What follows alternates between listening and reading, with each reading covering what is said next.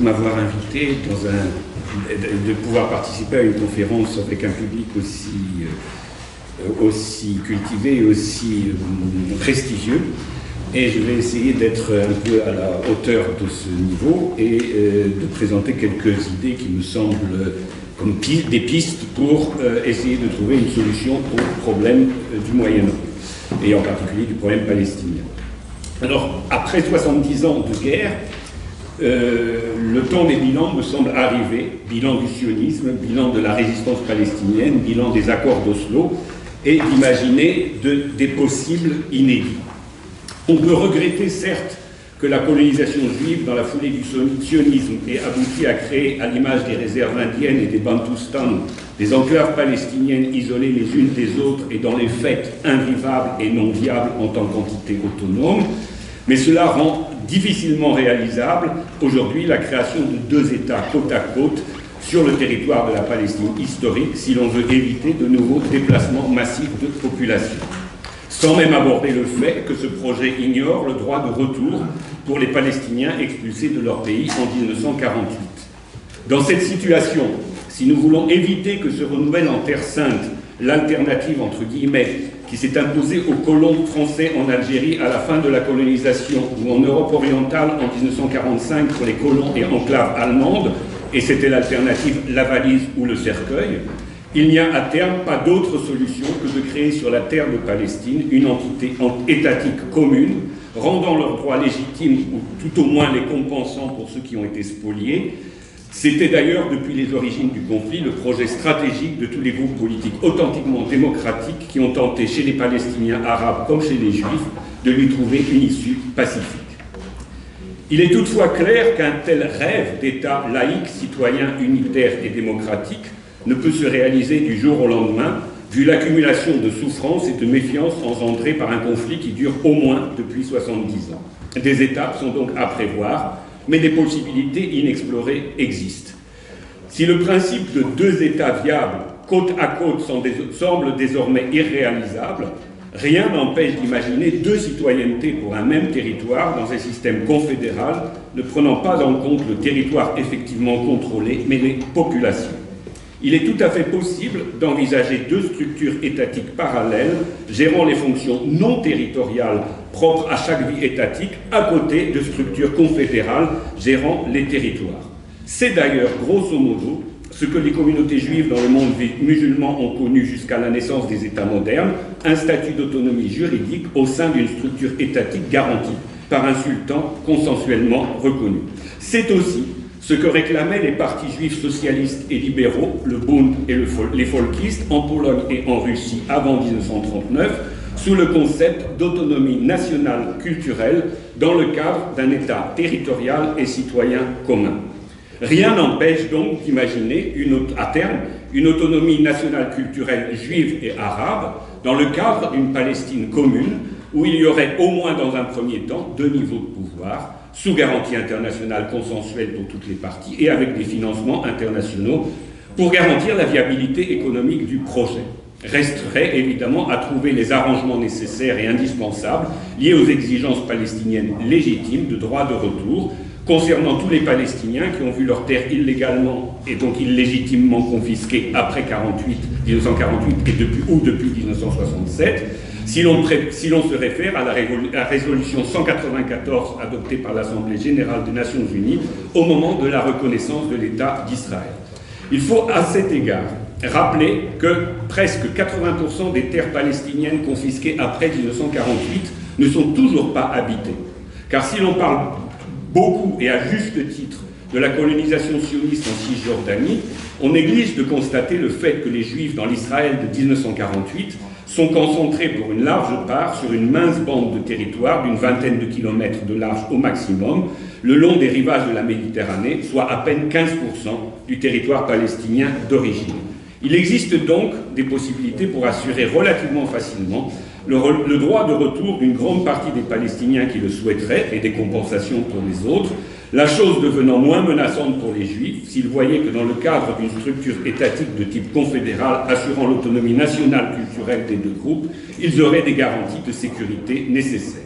Sécurité qu'ils n'ont visiblement pas aujourd'hui à cause de l'état de guerre permanent qui se manifeste entre autres par le fait qu'une grande partie des citoyens israéliens, plus de la moitié, possèdent une valise, mais aussi une seconde citoyenneté de réserve en quelque sorte, et depuis l'effondrement du bloc de l'Est, beaucoup sont allés récupérer auprès des consulats concernés les citoyennetés des pays européens dont ils étaient issus avant l'aventure sioniste.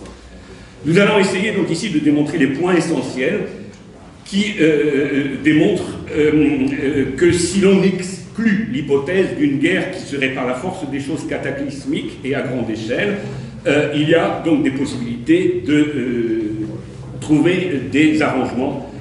Mais pour cela, il faut d'abord peut-être aborder la question de la légitimité des institutions qui existent aujourd'hui, et en particulier celle de l'État d'Israël. Donc, si la question israélo-palestinienne constituait un problème strictement moyen-oriental, ce serait un problème régional. Mais elle est au cœur des rapports Nord-Sud, et ça explique évidemment pourquoi le monde entier se sont concernés par ce conflit, et en particulier, bien sûr, parce que les peuples d'Europe, et plus largement d'Amérique du Nord, voient une grande partie de leur culture liée au pays du Levant, et que ce conflit est né dans la foulée de la colonisation européenne, ce qui le rend internationalement très affectif pour une très grande partie de l'humanité. Alors, pour comprendre ce qu'a été les sources de l'État d'Israël, il faut remonter aux sources centre- et est-européennes du sionisme, qui plonge ses racines dans la forme de nationalisme ethnico-religieux qui est né en Europe, et en particulier en Europe de l'Est, à partir des années 80 du 19e siècle, sous influence allemande. À l'est de l'Allemagne, sous l'influence allemande d'ailleurs, de l'école allemande, c'est le rituel religieux qui est apparu comme le rituel, pas la religion, le rituel religieux qui est apparu comme le marqueur identitaire le plus utilisable. Et c'est dans ce terreau de rituel religieux qu'est apparu à la fois le sionisme et l'antisémitisme, deux phénomènes strictement européens jusqu'en 1948.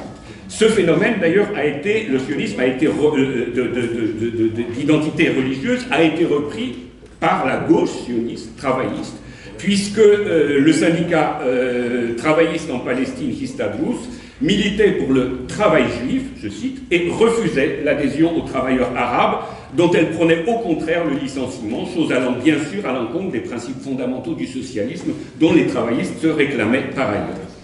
Quant aux habitants arabes de la Palestine, musulmans ou chrétiens, mais aussi les juifs du monde arabe, ils n'ont absolument pas été touchés par cette vision d'un nationalisme ethnico-religieux qui, comme je le disais, venait d'Europe.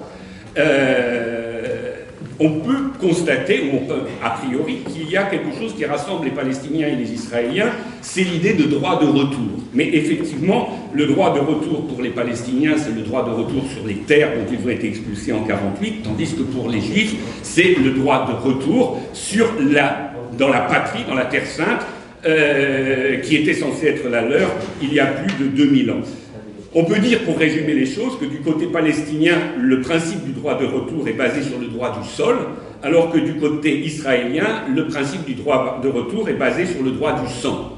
Et donc il y a une opposition entre ces deux droits sur la terre de Palestine, ce qui est évidemment très important, y compris pour les Européens. Le résultat actuel de cette politique, c'est que la majorité des Juifs vivent toujours en diaspora et que plus de 70% des Palestiniens vivent aussi en diaspora. Alors maintenant, en plus, il faut penser à un certain nombre de choses. C'est que l'État d'Israël, est-ce que c'est un véritable État? On peut se poser la question, si on sait que cet État ne survit que grâce à l'aide du contribuable américain. Plus de la moitié de ses habitants, comme je le disais tout à l'heure, à l'inverse des Palestiniens qui gardent la clé de la maison qu'ils ont dû quitter, plus de la moitié des Israéliens possèdent un passeport étranger qui montre qu'après 70 ans, le projet israélien est vu aux yeux même des habitants, des citoyens israéliens, comme un projet pour le moins instable, qui impose donc de trouver des solutions à l'heure du bilan. Il faut se rappeler aussi qu'aucune solution de paix et aucun État n'a jamais survécu dans l'histoire sur le long terme tant qu'il n'était pas en état d'avoir une légitimité basée sur la justice élémentaire. Et on ne peut donc pas faire l'impasse sur le droit de retour de plus de 70% des Palestiniens qui ont été laissés pour compte par les accords d'Oslo.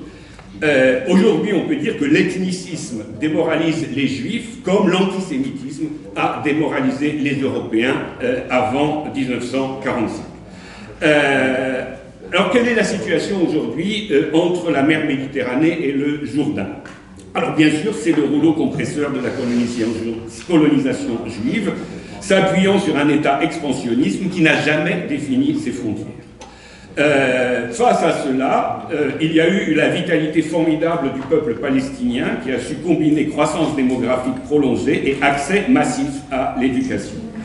Mais aujourd'hui, même délestés, si je peux dire, de plus de 4 millions de Palestiniens réfugiés dans les pays arabes voisins ou émigrés, les Palestiniens sont presque déjà redevenus majoritaires sur l'ensemble du territoire de la Palestine mandataire. La colonisation sioniste s'essouffle et nombreux sont les Sabras, les Israéliens de naissance, qui quittent leur terre natale pour devenir des émigrés hors du Moyen-Orient. Les gouvernements israéliens issus de la vieille extrême droite sioniste qui se sont succédés au cours des dernières décennies au pouvoir ont axé leurs efforts sur la judéisation des territoires occupés après 1967. Plus de 700 000 colons juifs habitent aujourd'hui ces territoires. Cette colonisation coûte cher, mais elle vide peu à peu, il faut le rappeler, le vieux territoire israélien, celui d'avant 1967, de sa substance. En Galilée, plus de la moitié de la population est déjà d'origine palestinienne aujourd'hui. Israël n'a donc visiblement plus les moyens de mener à bien son programme de peuplement à l'intérieur des lignes de démarcation de 48, a fortiori à l'extérieur de ces lignes. Israël n'a pas réussi à renverser l'équilibre démographique dans les territoires conquis après 1967 et perd pied dans ses anciennes limites. Aucun mur de séparation n'y changera rien. L'Israël juif, c'est aujourd'hui une bande côtière longue d'un peu plus de 150 km et large d'une quinzaine de kilomètres, soit 15% seulement de la Palestine historique. L'interpénétration des populations juives et palestiniennes est complète pour le reste du territoire.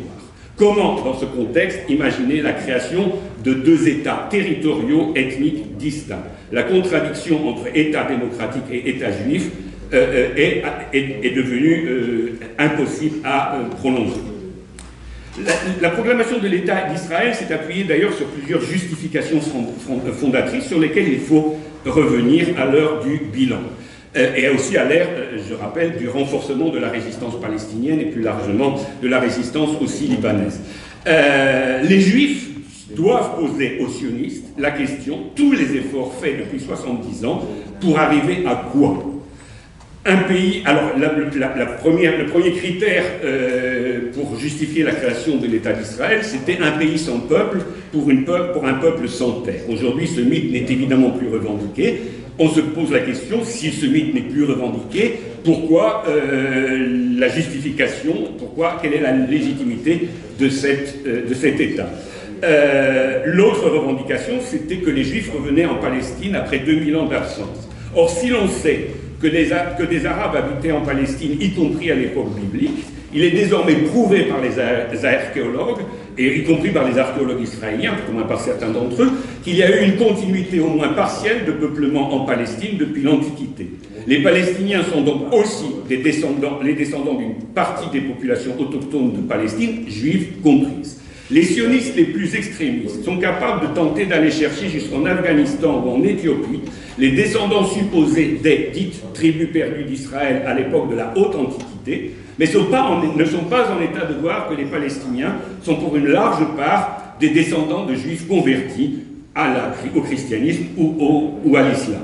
Le refus de reconnaître cette réalité démontre le caractère non seulement ethniciste, mais aussi théocratique de l'État juif, y compris chez ce qu'on appelle la gauche sioniste, ce qui peut évidemment étonner, mais les travaillistes ont maintenu les lois religieuses de l'État et donc les lois théocratiques de l'État d'Israël. Religion et ethnicité restent donc inextricablement mêlées dans les arguments fondateurs de l'État dit moderne d'Israël, en principe d'ailleurs créé au départ par des socialistes et des laïcs, ce qui crée une confusion mentale. On a dit aussi que l'État d'Israël était nécessaire pour permettre aux Juifs de reprendre possession de la terre après des siècles de déformation sociale de leur propre structure sociale. Mais seule une toute petite proportion des Juifs est devenue cultivataire depuis son retour, entre guillemets, à la terre promise. Le sionisme avait aussi élaboré la promesse d'un État socialiste. Or, cet État est devenu pour ses citoyens aussi inégalitaire sur le plan social que n'importe quel autre État capitaliste. Israël est, dit-on, la seule démocratie du Proche-Orient. Or, il ne peut exister de démocratie sans citoyenneté, et il ne peut y avoir de citoyenneté sans égalité de tous les citoyens devant la loi. La judéité proclamée d'Israël empêche l'égalité, et donc la démocratie, puisque la loi israélienne discrimine les populations autonomes.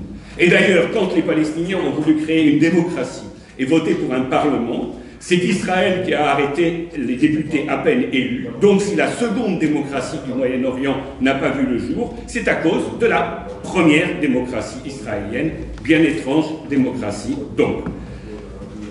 Peut-il d'ailleurs exister un État basé sur les principes de la religion juive? Traditionnellement, depuis 2 millénaires, les rabbins ont répondu négativement à cette question, et c'est toujours le point de vue de ceux qui sont restés orthodoxes, malgré les victoires des sionistes en 1948. Selon les orthodoxes religieux majoritaires jusqu'en 1948 dans les communautés juives, un État juif n'a pas le droit d'exister depuis la destruction du temple de Jérusalem, ce qui rend donc l'État d'Israël impie aux yeux de la tradition qui a dominé l'histoire du peuple, enfin l'histoire des Juifs. Comment un État peut-il légitimer son existence en se basant sur une histoire plurimillénaire tout en niant les principes mêmes qui ont prédominé au cours de cette histoire? Le sionisme, on le voit bien, est une construction historique récente correspondant à la situation de l'Europe à la fin du XIXe siècle. Elle n'a rien à voir avec l'histoire juive plus ancienne. On a aussi avancé l'idée que l'existence d'un État juif était nécessaire pour protéger les juifs menacés par l'antisémitisme. Outre le fait que cette assertion implique que l'on considère que l'antisémitisme constitue une donnée irréductible de toute société humaine, ce qui évidemment remet en cause l'espoir d'avoir des sociétés rationalistes et progressistes, il existe, s'il existe bien un territoire où les Juifs sont particulièrement menacés, c'est bien Israël, où ils sont beaucoup plus menacés à cause de la situation de guerre que dans n'importe quel pays d'Europe ou d'Amérique. Donc, là, en fait, on peut dire que l'actuelle politique israélienne constitue à réduire les espaces de paix dans le monde, puisque Israël est devenu exportateur majeur d'armes et aussi de firmes de sécurité et de formation à la répression pour les régimes les plus répressifs au monde. On a aussi dit que l'État d'Israël devait exister pour réparation du génocide antisémite commis par les nazis, mais s'il s'agissait de chercher refuge pour les victimes du nazisme en 1945 et réparation, il aurait plutôt fallu le trouver en Bavière ou en Prusse plutôt qu'en Palestine. Et donc je terminerai en rappelant ce que j'ai d'entrée de jeu voulu dire, c'est que les communautés juives dans le monde arabe, comme en Pologne depuis le Moyen-Âge, ont connu un statut d'autonomie qui montre bien qu'on peut avoir une autonomie garantie par l'État dans le cadre d'un État pluriethnique avec son autonomie juridique et même politique. Et que c'est exactement le même projet, mais modernisé, que la majorité des partis juifs défendaient à la fin du XIXe siècle et au début du XXe siècle, à savoir l'autonomie nationale culturelle dans le cadre d'un État civique commun, donc à 2 niveaux de gouvernement. Si c'était envisageable dans la tradition juive religieuse, si c'était envisageable dans la tradition juive laïque et plutôt de gauche, pourquoi est-ce que ce ne serait pas envisageable au Moyen-Orient, puisque nous sommes dans une situation qui rappelle cette situation. Et donc je pense que au dossier de réflexion sur ce qui pourrait être une solution à long terme, à court terme évidemment on peut prévoir des étapes, mais à long terme, cette idée de découpler l'autonomie politique sur les questions nationales, culturelles, de la gestion du territoire est très certainement, enfin me semble, être une hypothèse de travail à l'heure où vous avez plus de 700 000 colons juifs dans les terres palestiniennes et le droit de retour pour les Palestiniens qui n'est toujours pas garanti et une majorité, je rappelle, de Palestiniens qui habitent déjà en Galilée. Merci beaucoup. Merci.